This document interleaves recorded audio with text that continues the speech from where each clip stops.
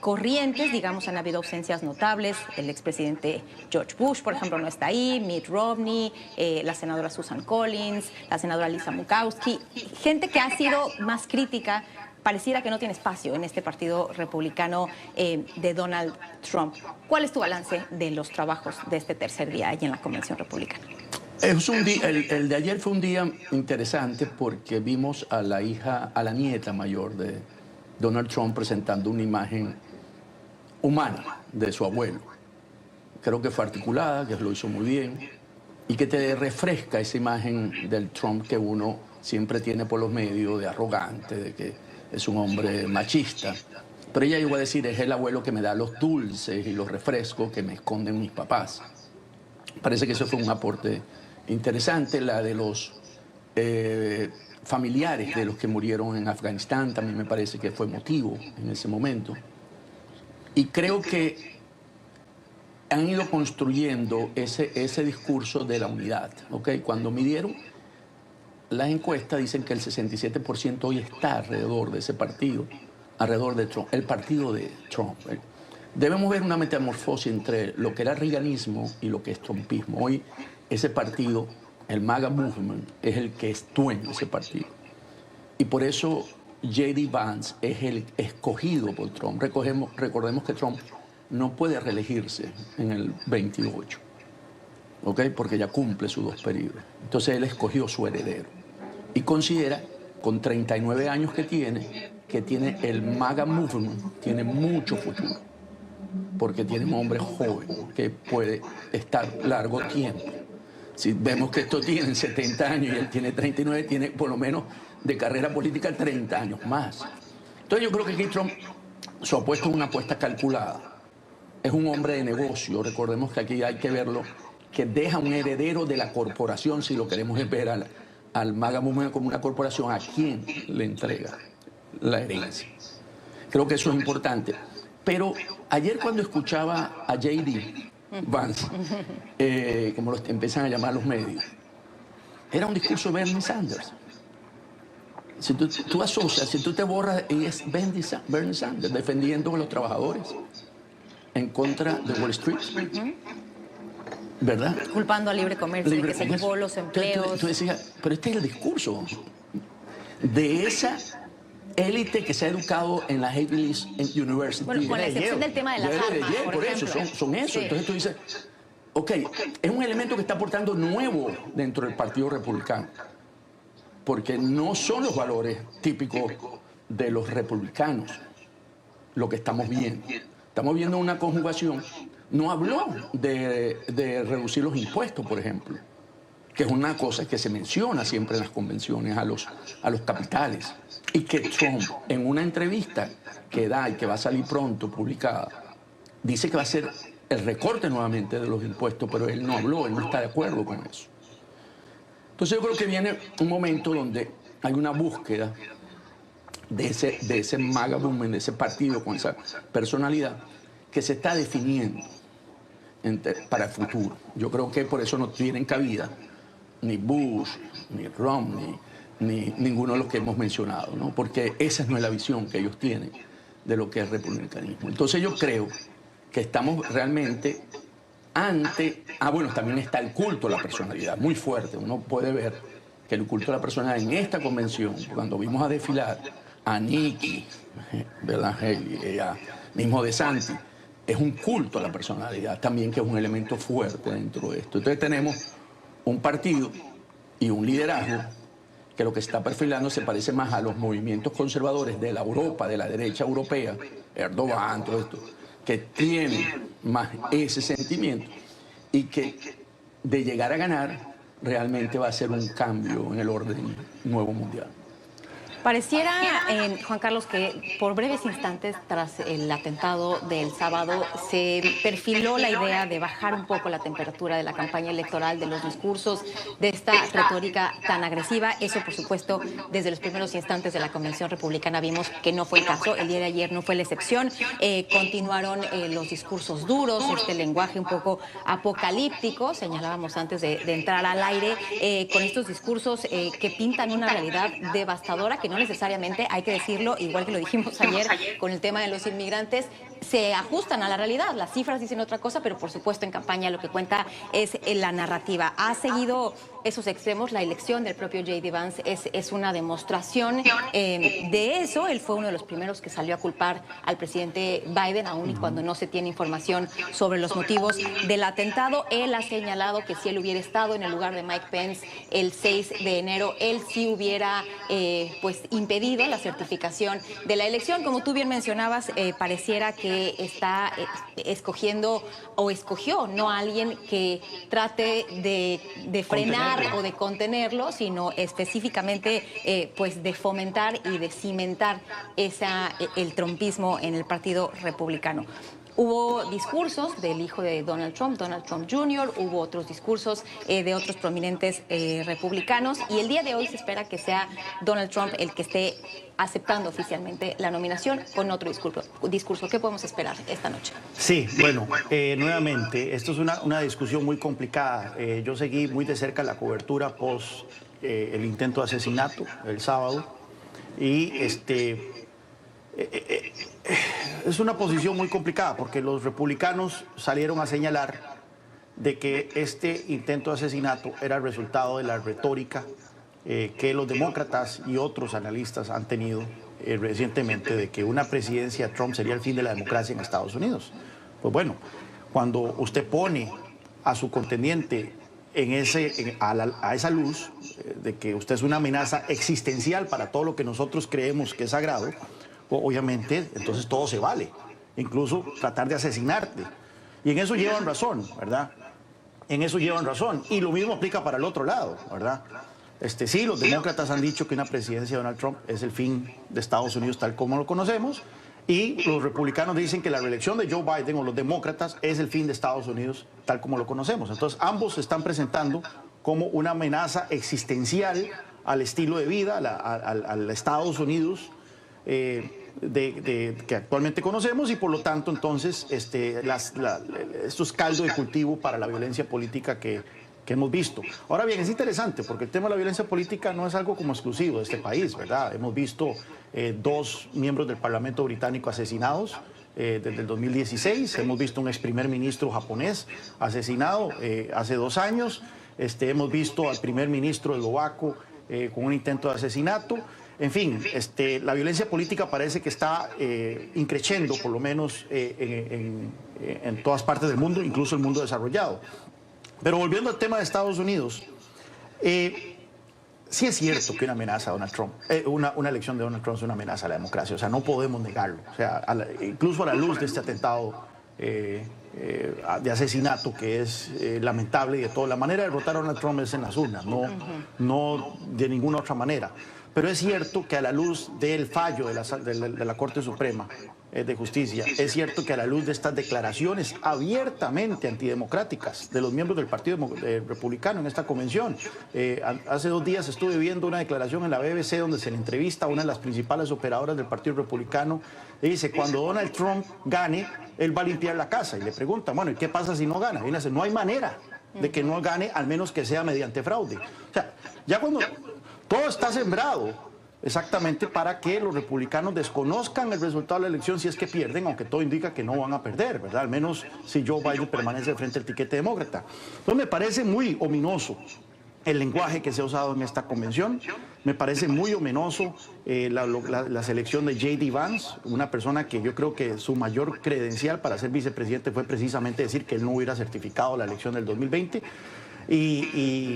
Y bueno, yo creo que también gran responsabilidad de lo que está pasando recae sobre el Partido Demócrata, o al menos Joe Biden en particular, que insiste en seguir presentándose para la reelección cuando todo está clarísimo de que él va a perder el próximo noviembre. Dicen que en algunas ocasiones se sabe de qué lado estar, simplemente viendo de qué lado están las otras personas o qué personas son las que están del otro lado. Ayer, por ejemplo, el ministro de Relaciones Exteriores de Rusia, Sergei Lavrov, alabó la selección de J.D. Vance, precisamente porque él ha sido muy crítico en el tema de enviar ayuda a Ucrania. Ha pues repetido, digamos, los argumentos que son más bien propios del Kremlin, y esto, por supuesto, pues ha generado diferentes alarmas. Es muy claro el mensaje que quieren dirigir y a quién se lo quieren dirigir durante esta convención republicana. A la dura, a los trumpistas, a aquellas personas que están completa y absolutamente decididas de que su voto será a favor de Donald Trump el próximo mes de noviembre. Antonio, pero estos extremos que estamos viendo, esta retórica tan agresiva, ¿logrará convencer también a los independientes? Lo que está ocurriendo es básicamente que la candidatura, más que la narrativa, es Joe Biden. Los independientes, ante un presidente que se ve débil, no sé si lo vieron bajar ayer del US One cuando llegó a Delaware, era patético, bajaba como un robot, poquito a poco. Y realmente uno siente que la labor que él ha hecho no es para terminar como está terminando si llegase a no competir, porque no debería ir a la elección. Pero es una decisión de él, porque los delegados son de él. Él tiene que estar convencido, por eso usan la influencia de sus peers, los más cercanos, Schumer, Pelosi, ¿verdad? Para ver si él toma esa decisión. Entonces yo creo que el que está ahuyentando el voto de los independientes es eso de ver de Joe Biden más que la narrativa. Porque si bien es cierto, estamos las campañas hoy obedecen a tres grandes líneas de acción, que es la polarización. Y por eso lo vemos internacionalmente, porque la polarización te lleva a vernos como enemigos, ¿verdad? Y no como diferentes, no como adversarios.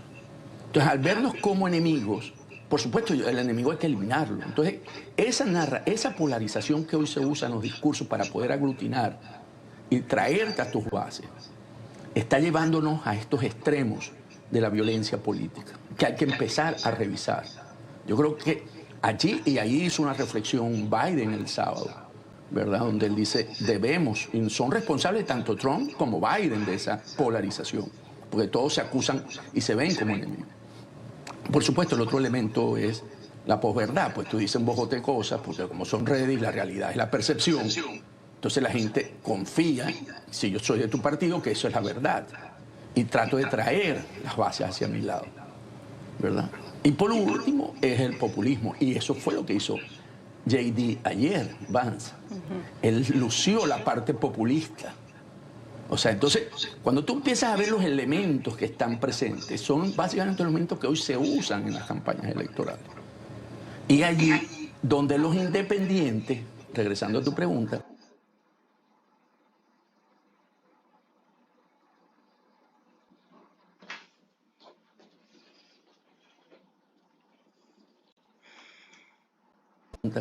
van a tener que tomar una decisión, ¿ok?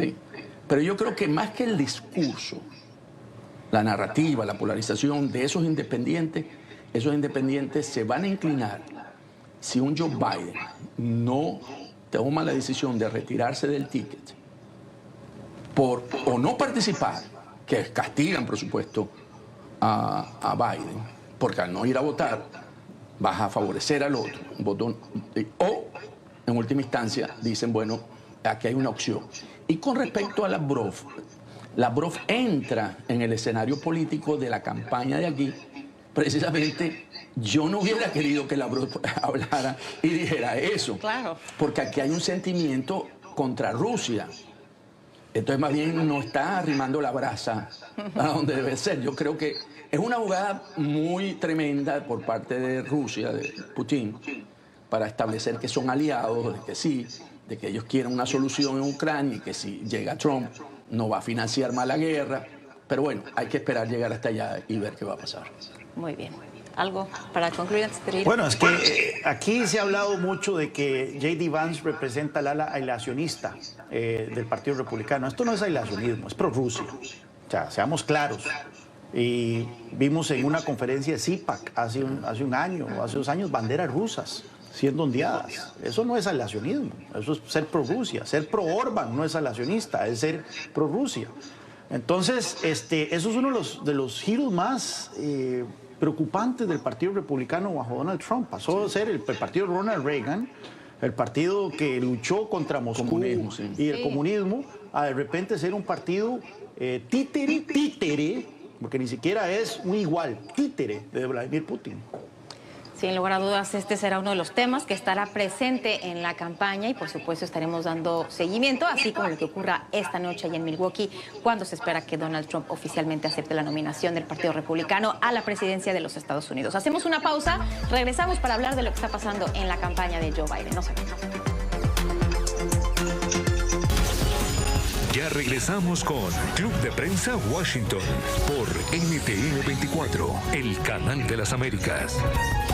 Continuamos con Club de Prensa Washington por NTN 24, el canal de las Américas. Qué bueno que continúa con nosotros. Seguimos aquí en el Club de Prensa desde Washington, D.C., hoy con Antonio de la Cruz y con Juan Carlos Hidalgo, analizando los temas más importantes, los recientes acontecimientos, particularmente aquí en los Estados Unidos. Hablemos ahora del presidente Joe Biden. El día de ayer estaba programado que diera un discurso en Las Vegas, un discurso importante organizado por esta organización Unidos US, que le permitiría pues anunciar ante una audiencia particularmente o mayoritariamente hispana, Antonio, algunas medidas, seguir con el tema de las medidas migratorias que anunció hace poco, más de un mes, en el que estaría pues dando residencia permanente a los esposos de algunos ciudadanos estadounidenses. Tenía pensado anunciar medidas económicas, en fin, tratar de apelar al voto hispano cuando se dio a conocer que el presidente Joe Biden había dado positivo a COVID. Esto, por supuesto, lo obligó a suspender su campaña. Él está ya de regreso aquí en la costa este, está en su casa de descanso allá en Delaware. ¿Pero qué significa esto para la campaña de Joe Biden? Terrible para Joe Biden, porque un contacto que iba a tener con una de las bases que él considera que son elementos importantes, tanto los latinos o hispanos y los afrodescendientes, él no logra tener el contacto con ellos, ¿verdad? Ofrecerle esposos y esposas opciones. Dije esposos nada más, esposos y esposas, cónyuges. Pueden tener un camino para ser residente y la ciudadanía. Es lo que está pensando anunciar el 19 de agosto, además de unos beneficios de tener algunos préstamos que pudieran tener. Y lamentablemente no pudo tener ese contacto. Y yo creo que eso también vuelve a darle, ¿verdad? Porque está buscando, porque la estrategia de los republicanos es que todos los estados fronterizos acusar de que los migrantes son una amenaza para los Estados Unidos, para el común. Entonces él en esa búsqueda, Biden, más bien no logra colocar su mensaje y poder contrarrestar esa narrativa de los republicanos. Yo creo que para Biden fue algo que él no hubiera deseado, pero salió, a pesar de tener la vacuna y no sé cuántos refuerzos de COVID, dicen que son 3, le vuelve a dar positivo y lo vuelven a encerrar, lo encierran en su casa. Aquí se han dado cosas interesantes porque una gran parte del establishment del partido ha venido sugiriendo que se baje del ticket. Y ayer se supo que Nancy Pelosi conversó con él sugiriéndole, por las encuestas que ella está recibiendo, de que no es competitivo y que va a arrastrar al partido a perder no solamente la presidencia, sino el Senado, la Cámara Baja. Entonces, aquí vienen, y también estuvo temprano en el día, Schumer también lo dijo, y el tercero, ¿verdad?, dentro de esa línea que también es importante, también, que ya ese sí lo anunció públicamente y se anotó en la lista de los 19 congresistas que están pidiéndole a Biden que se baje. Entonces yo creo que Biden está en un momento muy crítico, viéndolo desde el punto de vista de impacto noticioso. Hay quienes dicen que a lo mejor hoy anuncia, porque como hoy habla Trump, su retiro de la campaña. Hay que esperar, porque él sigue insistiendo que es el único que puede ganarle a Trump. Ha preguntado si Kamala tiene chance por las encuestas y no ha tenido esa respuesta. O sea, él le ha dicho que hay varias condiciones, si Dios se lo pide, cosa que no es fácil. Que si Dios baja y se lo pide. Sí, él se retira, ¿verdad? Que si la salud se lo impide. Si le diagnosticaran alguna condición. Un Alzheimer, no sé, algo así que no. Porque las capacidades cognitivas no las tiene todas. Y si Kamala es competitiva. Si Kamala es competitiva, él podría también pensar en retirarse. Y hay 2 más que ahorita no recuerdo. Pellizcar un vidrio puede ser probablemente la cuarta. Después del atentado del sábado, hay que recordar, la semana pasada fue de una intensa presión, empezaron a salir estas voces a decir públicamente lo que desde hace mucho tiempo ya se decía de manera privada. Después del debate. Después del debate. Entonces, pero estaba la cumbre de Neiro, había digamos, acuerdo de que después de la cumbre de Neiro iban a seguir con esta presión. Después vino el atentado del sábado, lo cual de alguna forma bajó esa presión, cambió la narrativa, el foco, por supuesto, estaba en Trump y en la convención republicana, y ahora parece que se ha reiniciado esta presión. Efectivamente, como Antonio mencionaba, el más prominente de los congresistas hasta ahora que ha pedido públicamente la salida de Biden del ticket ha sido Adam Schiff, que es muy cercano, la gente lo leyó como que esto tenía que haber traído la bendición de Nancy Pelosi por la cercanía que hay entre ambos congresistas, y también pues trascendieron estas versiones en la prensa de que ya el líder de la mayoría en el Senado, Chuck Schumer, el líder de la minoría en la Cámara de Representantes, Hakeem Jeffries, y otras personas habían expresado a Biden su preocupación y la incapacidad de ganar en la próxima elección. Juan Carlos, pende de un hilo la campaña del presidente. Yo creo que es inminente el retiro de Joe Biden. La pregunta es cuán feo va a ser esto, ¿verdad? Cuán desastroso va a ser esto. Obviamente no le resulta fácil a todos estos líderes del Partido Demócrata salir públicamente a pedirle el retiro a su presidente. Esa es una cuestión. No sé, probablemente habrá que irse a 1968 con Johnson, ¿verdad? En donde este mismo fenómeno ocurrió, pero ocurrió durante las primarias, en donde varios senadores retaron, bueno, uno en particular retó públicamente a Johnson en la primaria de New Hampshire. Johnson pierde la primaria de New Hampshire sin haberse presentado oficialmente como candidato. No me acuerdo cuál fue el Humphrey, creo que fue el que le ganó a Johnson en el 68, y entonces eso lleva al retiro de Johnson de la contienda. En este caso, pues bueno, Biden ganó las primarias y es por eso que estamos en una situación más complicada, porque como mencionaba Antonio anteriormente, los delegados le pertenecen a él. Entonces solo él puede tomar esta decisión, nadie más lo puede quitar, y es por eso que entonces viene este juego de tratar de convencerlo.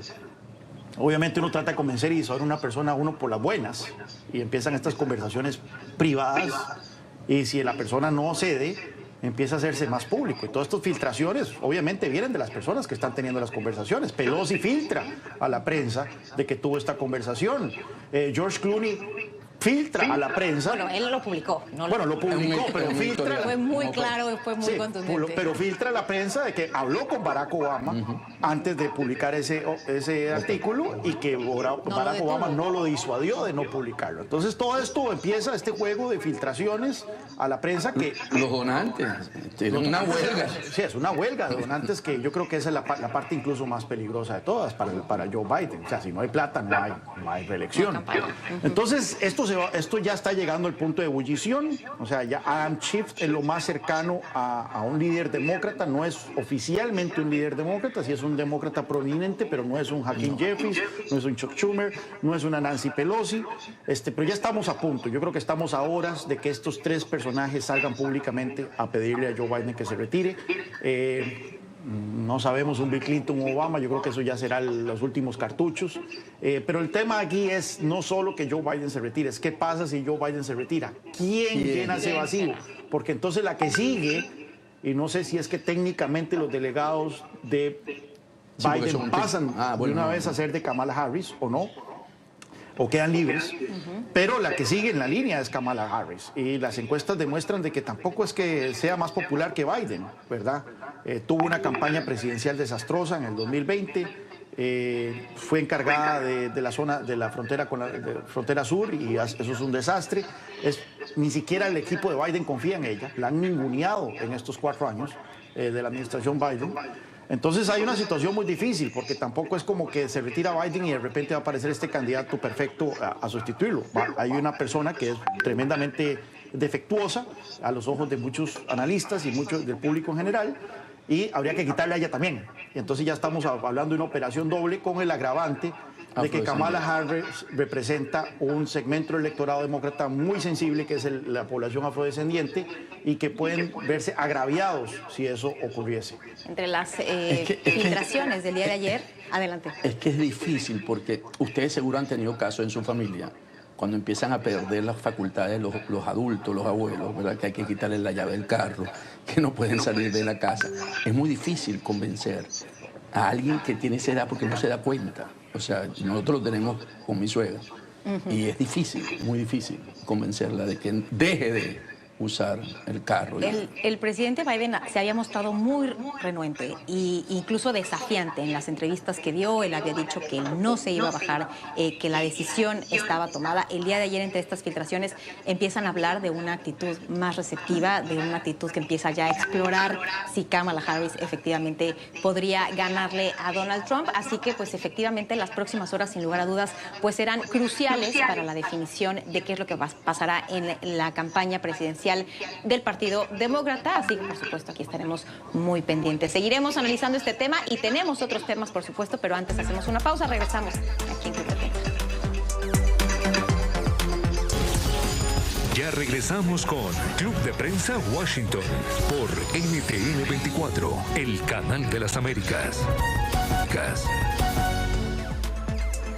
Estamos de vuelta con más información y más análisis aquí en Club de Prensa desde Washington, D.C., hoy con Antonio de la Cruz y con Juan Carlos Hidalgo. Hablemos ahora de Panamá. Panamá tiene un nuevo presidente, José Raúl Mulino, tomó posesión el pasado 1 de julio y, por supuesto, la contención de la migración fue un tema central no solo en su campaña, sino también lo está haciendo en estos primeros días de gobierno, donde, Antonio, se han tomado ya diferentes medidas para cerrar el paso de los migrantes por esta selva del Darién, un paso clave de todos esos migrantes provenientes de Sudamérica que buscan llegar a los Estados Unidos. ¿Qué medidas se han tomado y qué reacciones han generado hasta este momento? El tapón del Darién era donde la gente no podía cruzar desde Sudamérica hacia Centroamérica y, por supuesto, a la frontera sur. En vista de la crisis que hubo en Venezuela, de alguna manera empezaron a buscar esa salida. Primero fueron al sur, pero como el sur empezó a tener muchas dificultades, los gobiernos, con los gobiernos que empezaron a llegar, empezaron a mirar al norte.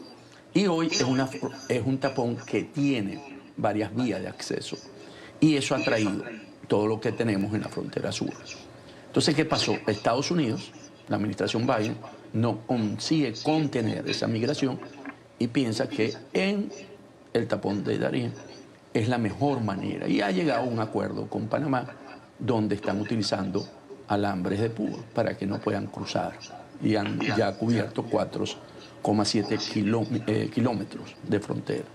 Y además ha puesto una serie de condiciones. Tú no puedes ingresar a Panamá si no tienes el pasaporte vigente. Entonces quieren contener que tanto es, porque se ha convertido no solamente de venezolanos, no, ahí vienen colombianos, vienen ecuatorianos, vienen chinos, vienen gente sirio.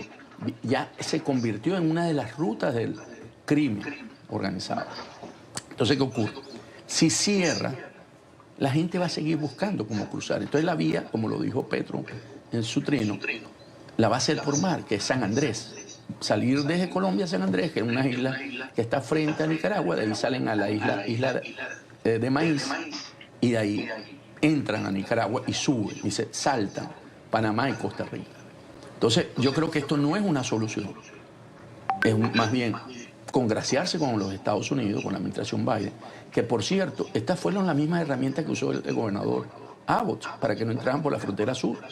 Y la administración Biden se aplicó una decisión de un juez y tuvo que retirarlas en los territorios públicos federales. Entonces, yo creo que es una solución que está jugando porque está recién llegado y quiere tener una excelente relación con los Estados Unidos, el presidente Mulino, pero que a la final eso no va a generar ninguna... Va a disminuir, porque las estadísticas dicen que disminuyó un 13%, pero yo creo que no va a ser tan contundente como para evitar la migración si no se resuelven los problemas de raíz. Sí, la migración, según estas cifras que dan a conocer las autoridades panameñas, en lo que va del año, 212,000, poco más de 212,000 migrantes han cruzado por esta jungla del Darién, una cifra que se acerca a los más de 248,000 que en este mismo periodo cruzaron por ahí el año pasado. Juan Carlos, estas medidas, por supuesto, han generado diferentes reacciones. Una de las más enérgicas ha sido la Defensoría en Colombia, y también el presidente de Colombia, Gustavo Petro, como bien mencionaba Antonio, pues ha expresado su oposición a estas medidas, señalando que cerrar el paso en la jungla únicamente hará que los migrantes traten de salir por el mar, y eso generará, por supuesto, más muertos allá ahogados en el océano. Hay que tomar en cuenta que la migración, por supuesto, es un desafío regional. Estas medidas, como bien señalaba Antonio, pues son de carácter temporal. ¿Coincides en la efectividad o en que no serán efectivas a largo plazo? No, estoy totalmente en desacuerdo con Antonio. Yo creo que no podemos siempre aspirar a la pomada canaria, como decimos en Costa Rica, el silver bullet, a una solución que de repente arregla todos los problemas. Pues no, que el tema de la migración se va a arreglar con una medida, no se va a arreglar con una medida. Sabemos que hay una fuente estructural del problema aquí en Estados Unidos, que es las leyes migratorias y por lo menos el tema del asilo político, que ha generado este hueco en la legislación que está siendo abusado por la gente que llega a Estados Unidos y solicita asilo político, y se le tiene que procesar entonces, y eso hace que entonces toda esta gente se sienta incentivada. Además, no es una cuestión de pobreza. Estos migrantes están pagando miles de dólares para poder llegar a Estados Unidos. Entonces, sí, en eso lleva razón Antonio. Si pueden pagar miles de dólares por pasar por la selva del Darién, probablemente pueden pagar miles de dólares por irse por San Andrés, la Isla Maíz y luego Nicaragua. Sin embargo, pongámonos en los zapatos del presidente panameño. Ya Antonio reseñó todos los problemas que trae este flujo migratorio. Trae terrorismo, trae crimen organizado, trae todo. Entonces, a mí, yo soy el presidente panameño y me dice, mira, no, si usted toma esta medida no se resuelve el problema de migración regional. Bueno, a mí me importa un comino el problema de migración regional. Yo voy a resolver primero el problema de Panamá, y no quiero que estos flujos impacten mi país con todo lo que traen asociado con ellos. Entonces voy a cerrar la frontera, y ahora es un problema de Colombia, y que sea Colombia el que lo resuelva. Sí, lo ideal sería una solución integral que involucre Colombia, que involucre Estados Unidos, que involucre Panamá, etcétera. Pero no podemos criticar al gobierno panameño por tomar una decisión pensando en sus intereses nacionales inmediatos, que es que no le conviene que efectivamente estos flujos continúen por la selva del Darién. Entonces, en ese caso, no puedo ser crítico. Efectivamente, esto no va a resolver el problema, lo puede aminorar. Ya con aminorarlo es un paso en la dirección correcta. Sí, es un paso en la dirección correcta.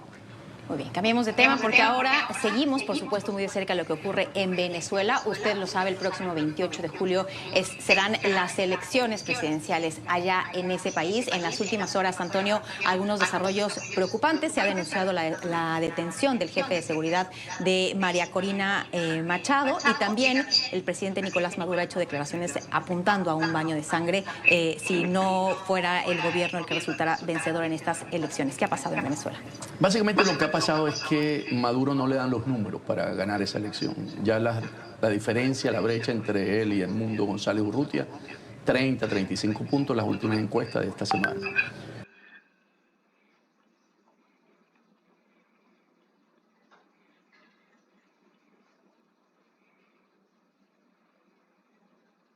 Entonces, ¿qué le queda? El miedo, el terrorismo de Estado, para ver si la gente se abstiene. Pero eso es un pueblo que ya tomó la decisión del cambio. Le han puesto todas las barreras. Si ellos no leen las barreras que han puesto en los últimos mítines, le cortan las calles, le ponen barreras de arena, le ponen, atraviesan carros, y la gente llega y llena los mítines. El mensaje que están mandando, barreras que nos pongan la vamos a superar. O sea, no se detiene. O sea, ya hay una voluntad de cambio que no es detenible ya. Entonces, Maduro lo que le queda es jugar al miedo y al terrorismo y decir, ¿baño de sangre? ¿Baño de sangre de quién? Pero si no tiene, lo que tiene apenas es el 20% de esa elección.